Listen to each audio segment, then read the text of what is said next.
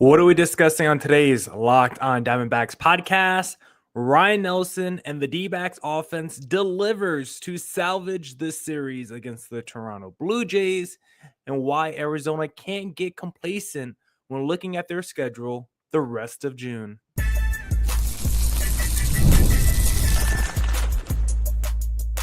You are Locked On Diamondbacks, your daily Arizona Diamondbacks podcast. Part of the Locked On Podcast Network, your team every day.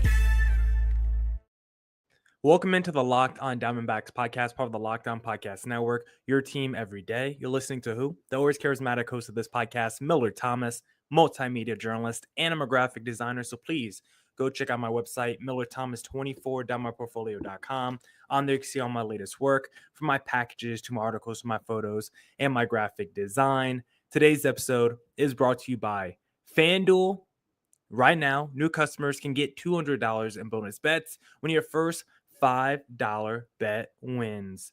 On today's Locked On Diamondbacks podcast, we're going to be discussing Ryne Nelson and the D-backs offense delivering in the series finale in Toronto, Pavin Smith staying alive with his ability to hit home runs whenever he needs it, and then looking ahead at the rest of the D-backs schedule and discussing how Arizona can't get complacent when looking at their schedule the rest of June. So a whole bunch I want to talk to you guys about on today's podcast, but first I want to say thank you for making Locked On Diamondbacks your first listen every day. I would not be able to do this podcast without you, my loyal listeners, sharing, subscribing, reviewing, doing all that so I could do this podcast for you. Thank you. It's free. It's available on all platforms, so please continue to tell your friends. One of those platforms is YouTube. Please hit subscribe to Locked On Diamondbacks on YouTube. I try to go live Sunday through Thursday after D-backs games. It's an interactive show. Come, drop a comment, have a conversation. I'll try to read it live on air. So please come join the YouTube live stream. I tweet out before I go live at Creator Thomas 24 for my personal account, or look up Locked On Diamondbacks, both Twitter and Instagram for the podcast handle, or look up Locked On Diamondbacks wherever you stream podcasting platforms, because we are everywhere. And don't forget to hit the little bell icon on YouTube so you also get notified when I go live. But now let's jump into the Locked On Diamondbacks podcast. Back here on the Locked On D-backs podcast, and let's talk about the series finale, because the D-backs were able to salvage this series in Toronto after the offense not showing up the first couple games of the series and your starters not giving you any length. D-backs fixed all their problems in this game, as Ryne Nelson had one of the best starts we've seen from a D-backs pitcher this year, definitely his best start of the season. And the offense had one of the better games of the year, led by one of their best players this season, Eugenio Suarez. And so this was a great D-backs game for them. Of course, every win matters when you're trying to get back into the wild card race, or really they're in the wild card race, but they're trying to stay alive in the race, right? Trying to make up ground in the race. And to do that, you can't be dropping games. There was a moment where I got pretty concerned watching this game because the D-backs bullpen is so bad, had absolutely no trust in Anthony Del Scafani because he is absolutely terrible. I hate that we signed him to a major league contract because he is so bad. D-backs able to survive his outing, but outside of him, this was a really, really good D-backs game. And now after their win, before, let's see, who else is playing tonight? Because the D-backs, before the Dodgers-Padres game tonight, D-backs currently 2.5 games back of a wild card spot. They are firmly in the mix in the wild card race, which sounds so crazy to say because of the roller coaster season that they've had, but just being 500 is enough for you to be in this wildcard race. And we'll talk later in segment number 3 how they can't get complacent when looking at the rest of their schedule. But we need more performances like we saw tonight for the D-backs to not only stay in the wildcard race, but actually own a wildcard spot by the All-Star break. Because what you saw from Ryne Nelson and the D-backs offense tonight, you hope it's replicable, right? Ryne Nelson is someone who can make a real statistical argument, like we did on yesterday's podcast, that over the last calendar year, literally going back to the beginning of July last season, Ryne Nelson has been arguably the best D-back starting pitcher. And during that time, entering today, he hit around a 3.4 ERA. So I would imagine after 5.2 innings pitched and 1 earned run, that ERA might be like a 3.1 over his last 100 plus innings pitched for the Arizona Diamondbacks. Like, that's how good he's been. 83 pitches today. Didn't even reach his season high, which has been 84. But I do like the fact that he threw in the 80s. You could definitely tell once he hits around that 70 pitch marker, the velocity starts to wane a little bit. I mean, Ryne Nelson is a guy who he's going to throw his bread and butter the whole time. You know what's coming with Ryne Nelson. You look at the stat cast today, 65% of the time he threw a fastball, 20% of the time he threw a slider. So 85% of the time you're getting that fastball slider combination. You know what he's going to throw. And because of that, he's going to pound the strike zone a ton, throw a ton of fastballs, but it means his arm is also probably going to wear down as the game goes on. So getting a complete game out of Ryne Nelson might be tough, but efficient games like this, because he's so fastball dependent, hitters know what to wait for. They're going to be a little bit more aggressive going against Ryne Nelson. And days like this where he can either throw it past you or just, you hit it to where the defense is. He looks so good in a start like today. So really great stuff by Ryne Nelson. Then really good stuff by this D-backs offense where felt like every guy contributed in this game today. Ketel Marte, he went 3 for 5. He had a monster game. Pavin Smith had a huge bomb. He had 3 ribbies. The real star of the game was Eugenio Suarez, 3 for 5, 4 ribbies, a bomb, and just a triple shy of the cycle. And again, when comparing Eugenio to the all-star field at third base, it's basically just him or Manny Machado. And after today's game, we'll see what Manny Machado does later in the game. But after today's game, Eugenio Suarez's slash line is, where is it? 237, 313, 533. That means he has a what? Let me do the math real quick. 6. I mean, he has a 846 OPS. Currently, if you look at Manny Machado's Baseball Reference entering tonight's game, Manny Machado has a 873 OPS. So their OPS is currently about 30-point difference. Let's say Manny Machado goes 0 for 4 tonight. That could drop to like 860. You're telling me, because when I did my crossover with Javier Reyes of Locked On Padres the other day, and I tried to make the argument, Suarez versus Machado is a real competition. He literally laughed it off because I said Manny Machado beat Suarez by 100 points. Again, Suarez has 22 home runs to Machado's 11. Suarez is within 30 points of his OPS. Yes, Manny Machado has like 90 points on average. Who cares? Manny Machado hits way more singles than Suarez. Suarez has almost 20 more ribbies, double the home runs, and nearly the same OPS. Manny Machado gets on base more because he doesn't strike out as much as Suarez, hits a few more singles. But when we talk about who's been better this year, like if Suarez hit a triple today, he would have had a cycle this season, a 4-home run game this season, lead the D-backs or runners in scoring position. Like Suarez is having a fantastic year. Like the All-Star break is still like 3.5 weeks away. He's at 22 home runs right now. How many ribbies does Suarez have on the season now? Suarez has, 62 ribbies now. So you're telling me if Suarez at the All-Star break is like 25 home runs and 70 plus ribbies at the All-Star break, he shouldn't be the starting third baseman in the MLB All-Star game? I don't know. I just feel like the casual fan, yes, they're going to know Manny Machado way more than Suarez. And if casual fans value average over everything else, then Suarez is going to lose.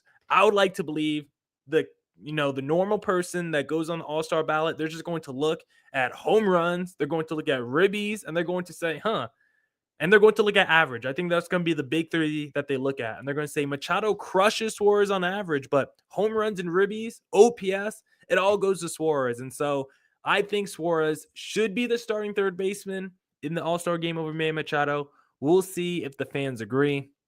But overall, just a great game to salvage the series. D-backs now at 10 wins in the month of June. 9 games left. And we'll discuss in segment number 3 how the D-backs can't get complacent when looking ahead at the rest of their schedule. But in segment number 2, we'll now discuss Pavin Smith staying alive on this D-backs roster. But before we get into that conversation, I first want to talk to you guys about FanDuel because the NBA playoffs are in full swing and every night delivers highlight-worthy performances, major momentum shifts, and can't-miss moments. Whether it's a game-winning shot or a breakout player, there's never been a better time to get in on the action. The MLB season is heating up, and every game brings clutch hits, standout pitching, and unforgettable moments. From walk-off home runs to no-hitters in the making, there's no shortage of drama on the diamond and no better time to get in on the action. FanDuel makes it easy to stay in the game before tip-off and live with player props, performance trends, and same-game parlays. Fans have more ways than ever to play smart and win big. My favorite thing to do on FanDuel is the same-game parlay. When I see the D-backs are playing, give me Marte over on total bases, give me Merrill Kelly over on innings pitch, and give me that D-backs money line. When that 3-leg hits, it brings a big smile to my face. If you want a big smile on your face, just visit FanDuel.com. If you're new to FanDuel, it's the perfect time to sign up. Head to FanDuel.com and place your first $5 bet. If it wins, you'll get $200 in bonus bets. Make every moment more at FanDuel, official sports betting partner of the MLB.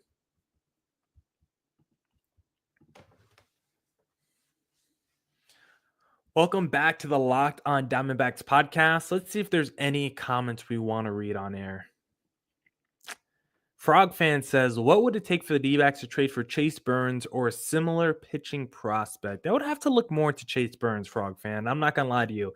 I don't have the knowledge off the top of my head of what it would take for Chase Burns. Let's see. Andrew Dang has a few comments in here. I feel like I need to start vetting comments before I put them live on air. So let me just read it real quick. Here, you could do this one, Andrew Dang. Injuries with bullpen last year and this year are haunting us again. I agree. The injuries have sucked. AJ Puk, Justin Martinez, your two best guys being out, absolutely sucks for the Arizona Diamondbacks. And so hopefully D-backs can make a move soon for some new pitchers, more specifically some relievers, because we know this D-backs bullpen is so bad, so thin. And maybe you could trade a guy like Pavin Smith, who I now want to talk about, because Pavin Smith is a guy who, no matter what he does, seems to have the longest leash in this D-backs organization. And a home run today definitely kept him alive a little bit longer on this roster, because we know since the start of May, Pavin Smith is someone that has struggled mightily.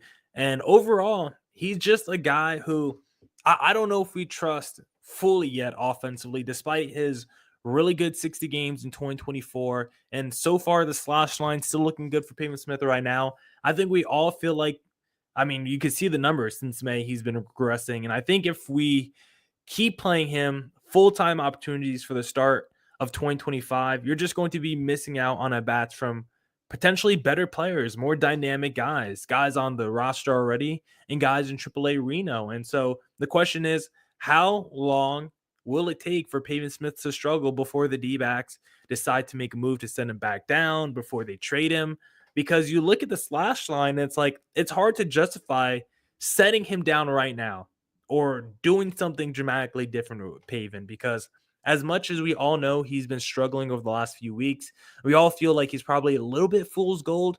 He's still, after today's game, going 1 for 2 with 2 walks and 3 ribbies and a home run, 274 average, a 394 OBP, and a 458 slugging. Until those numbers go down, it's hard to justify not playing Pavin Smith or not batting him third in the lineup, at least if you're Torey Lovullo. Maybe us D-backs fans disagree with that, but you look at the numbers and the slash line is still fine right now for Pavin Smith. Overall numbers are still good, despite when you look at his splits since the start. Let me see. You look at his splits since the start of May, and the numbers haven't been the best for Pavin Smith. Over his last 104 at-bats, entering the finale against the Blue Jays, he had a 221 average. He had a 633 OPS and a 80 WRC plus. Pavin Smith is kind of like a 3 true outcome player with like less power. He doesn't really have the home run part, but he's a guy that actually walks a ton since the start of May. A 13% walk rate is still very good, but he has a 33% strikeout rate as well. that number is not good. Pavin Smith goes up there and he just be swinging away at times, right? How many times have we seen 3, 4, 5 pitch strikeouts by Pavin Smith this season? Probably too much. I've seen people joke online that they just live bet strikeouts every time for Pavin Smith and are making money. I think that's a little crazy. Maybe I'll do it one day with some of my FanDuel money. But for Pavin Smith, he's someone just I don't know if I trust his ability over the course of a full season. And there's just guys on this roster that I like more. I would much rather actually see Randall Grichuk a little bit more than Pavin Smith. Or you can still play. I'm not saying Randall Grichuk has to play more than Pavin Smith, but considering Pavin Smith gets all the opportunities against right-handed pitching, why not every now and then? Hey, let's get Randall Grichuk in at bat here. I know there's a righty on the mound, but he's played once this week. Like, I don't think it's fair to Randall Grichuk to ask him to play like once a week and then question why he struggles. Like, can we just like balance it out a little bit more? I know Pavin Smith is a lefty and you want those left-righty splits, but do you have to do it every single game 100% of the time? I would like just a little bit more balance in my lineup. And also, I look at the AAA Reno Aces. If Pavin Smith starts to struggle, there's a lot of guys down there that I like more than Pavin too, probably. Adrian Del Castillo, Gabby Moreno is currently on the injured list. ADC just came back, and so far he's crushing it. In 17 at-bats, he's got 5 hits, 8 runs scored, 2 home runs, and 8 ribbies, 6 walks. I would love to see ADC back on the major league level. I think it could be the full-time lefty DH without Pavin Smith because I think ADC has that kind of offensive repertoire. Even if it's not him, Trey Mancini, I know he's a righty, right? We hate those righty on righty splits if you're Torey Lovello, but he's been crushing it this year down in Reno. 13 home runs right now, almost a 900 OPS, over a 300 average. He's been fantastic. A guy like Blaze Alexander has been fine too. He's a righty. He's got almost a 900 OPS. Maybe you don't feel as good about that. But Jake McCarthy, as we keep discussing, he's a lefty. He's currently got a 314 average. He's currently got over an 800 OPS. He's got a bunch of steals down there. And it's like, there are just more guys on the major league level or in Reno that I think are more dynamic than Pavin Smith, where it's like, I don't understand why the leash is so long for Pavin. I know when you look at the slash line right now, it's very good, but over the last 6-7 weeks now, he has really struggled. And I just think if you told me Adrian Del Castillo was the D-backs lefty DH, now all of a sudden I see that we have this power threat option in the D-backs lineup. If you tell me Jake McCarthy is the lefty DH option, now all of a sudden we have a speed component in this D-backs lineup. Maybe it's Randall Grichuk for a little bit more balance. He's a veteran. He plays very well whenever he gets consistent opportunity. Maybe it's Trey Mancini, who hasn't played, real baseball in a while. The thing with Trey Mancini, you look at his major league stats, he hasn't played since 2023, and he probably hasn't been a good major leaguer since 2021 maybe, but this is a guy who was hitting 20 plus home runs every single season, 35 home runs in 2019 before his his illness. And so for Trey Mancini, maybe he's all the way back. He's still only 33 years old. It's not like he's some 39-year-old potentially washed up guy like Paul Goldschmidt. This is still a guy with some juice left in the tank who I think could provide some pop on the major league level. And all those guys are probably better defensive players as well. Pavin Smith is still not a great defensive player. And if he's going to struggle offensively, he just doesn't give you a ton of overall, dynamic skills. And so I would just, it's fine right now for Pavin Smith, but if we're going to keep batting him third and continue to play him every single day, I would just say, as he starts to struggle, let's line up that leash a little bit. Let's get some more opportunities to guys on the major league level. And let's not be afraid to look at Reno because there are some guys down there playing really good baseball as well. Now we'll discuss how the D-backs can't get complacent when looking ahead at the rest of their schedule in the month of June. But hey, first, I want to talk to you guys about wonderful pistachios because looking for a snack that's both delicious and nutritious, crack into a good source of protein with wonderful pistachios. Wonderful pistachios is one of the highest protein nuts Each 1 ounce serving has 6 grams of protein, giving you over 10% of your daily value. Plus, they're packed with fiber and better for you unsaturated fats to help keep you feeling fuller longer. I love Wonderful Pistachios because they have so many varieties and flavors: salted, unsalted, with the shell, no shell. They even got some like spicy flavors out there, which is not something I was expecting, but then I tried it. I was like, ooh, that tastes good right there. So get yourself some Wonderful Pistachios. Get snacking and get cracking with a snack that packs a protein punch. Visit wonderfulpistachios.com to learn more. Back here on the Locked on Diamondbacks podcast, and now we'll discuss how the D-backs can't get complacent when looking at their schedule the rest of June, because it's so easy to do it. These next 2 weeks, the rest of June, trap series for the Arizona Diamondbacks, because they are going against some of the worst teams in Major League Baseball. Got the Rockies, the White Sox, and then the Miami Marlins to finish June. And like we discussed, the D-backs already at 10 wins in the month of June.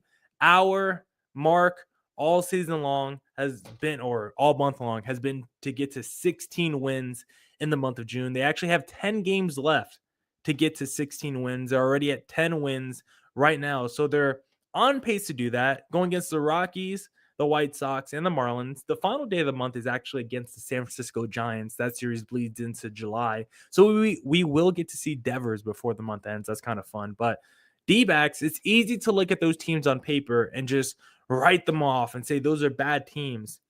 But when thinking about the Arizona Diamondbacks this season, you just can't do that. The D-backs are not good enough of a team. They do not play enough consistent baseball where they can overlook their opponents. D-backs have to go into those series like their playoff matchups against the Dodgers, the Phillies, the Braves. You have to treat it like you're back in the 2023 postseason, because those series against the really bad teams are pretty much going to decide whether the D-backs make the playoffs in 2025. It sounds insane, but it's true. The D-backs so far this year have been fine against the Rockies. They're 2-1 against them, but the run differential is only 6 runs. The Rockies have played the D-backs really well this season. Considering they're a NL West opponent, you can't overlook them as well. And the Rockies quietly have been playing better baseball recently. Are they playing great baseball? Maybe. I mean, maybe you could say that. I don't think I would say that, but the Rockies are coming off a 4-game winning streak before this most recent loss to the Washington Nationals. So they have been playing better recently. Winners of 4 of their last 5 games. And one of their players, Hunter Goodman, seems to really be heating up right now. He's having a fantastic season. I got him on a couple fantasy teams. So you have to watch out for him. He's almost at 50 ribbies, almost at 15 home runs already. He's having a fantastic season. So the Rockies, being a division opponent, you just can't overlook them. Despite them having a historically bad season, you sleep on the Rockies, they will catch Arizona because they are chomping at the bit to play the D-backs. The Marlins, also really bad franchise, terrible, but recently they have been playing a little bit better. Winners of 4 of their last 6 games, 5 of their last 8 overall. The Marlins, I wouldn't say they have a ton of talent, but it's never easy going on the road. And the Marlins are one of those teams that at times feels like the D-backs kryptonite for some reason, because if you remember last year, the D-backs definitely struggled against the Marlins, and I don't know why, but for some reason, the D-backs just play to their level of competition. They were 4-2 against the Marlins last year, but I remember one of those series they did lose. They did lose. And in 2025 so far, the D-backs have swept the Marlins 1 time. And so you would hope the D-backs can do that again, just repeat the success that you had last time against the Miami Marlins. But the D-backs team, their big issue this year has been that lack of consistency. You had Brandon Pfaadt, you had Erod starting that last series against the Marlins. Would you trust them again? The way Pfaadt is pitching right now is way worse than how he was pitching back in mid-April. Even Erod, back in mid-April, we were like, oh my God, he's been fine this year. He's been a strikeout monster. Since then, both of those guys have really started to go the wrong direction. So I wouldn't just say, despite us already having a sweep against the Miami Marlins this year. I wouldn't just say that's a layup. Maybe the Chicago White Sox, maybe that's a little bit more of a layup because when you actually look at their recent schedule, the White Sox have been struggling. They have lost, what is it? I think like 8 straight games now. So the White Sox are definitely struggling. We could catch them at the perfect time. But like we just saw against the Blue Jays, who have been like just fine this year. They've been playing really good baseball in the last couple weeks, and the D-backs caught them when they were hot, and the Blue Jays took it to us, right? Their pitching stood up for most of it. Their offense was really good this series. And sometimes it just matters when you play a baseball team. Maybe on paper, you're better than them, but if they're playing hot baseball, just like the 2023 Arizona Diamondbacks, we beat a lot of teams better than us in the postseason, but we got hot at the right moment. And so going against the Colorado Rockies, who've been playing a little bit better baseball recently, going against the Miami Marlins, who've been playing a little bit better baseball recently, you can't get complacent in those series and just overlook those teams. The D-backs are not good enough to do that, especially with this bullpen. You just know at least one game each of those series is going to be a slugfest, especially with the D-backs heading into Colorado next. I wouldn't be surprised if every game, each team scores between 7 and 12 runs, because it's probably going to take 10 runs for you to win each game of that series. If we're going to see Taylor Scott, if we're going to have to see Anthony Del Scafani and Ryne Thompson, and even sadly, Kevin Ginkel, like everyone not named Shelby, Juan Murillo, or Jalen Beeks feels like they get lit up by every team in Major League Baseball. And so I expect that Colorado Rockies series to be a slugfest. I expect almost every series that the D-backs face going forward to be kind of tough, because I think the D-backs sadly play to their competition more than they should. And so if you're Arizona, consistency has been a problem. Don't get complacent when looking ahead at the rest of your schedule. Go into these series like you're trying to kill them. Go into these series like your season matters, because it does. Your season can be over if you lose to the Rockies, you lose to the Marlins, you lose to the Chicago White Sox, and it's justifiable. If you lose to any of those teams, you shouldn't make it to the postseason, because those teams are absolutely horrendous and are not in position and are not even trying to win baseball games or trying to be competitive right now. I think another topic for another day is getting some of those owners out of Major League Baseball, because I think it's so bad for the sport. And so for the D-backs, please take it to them. You got Ken Kendrick spending money on this roster. Show us what a team trying to build an actual winner looks like. And let's take it to Colorado, Chicago, and Miami. That's it for this edition of the Locked On Diamondbacks podcast. Come back next week for more Diamondbacks news coverage and insight. And as always, stay safe, stay healthy. Doses.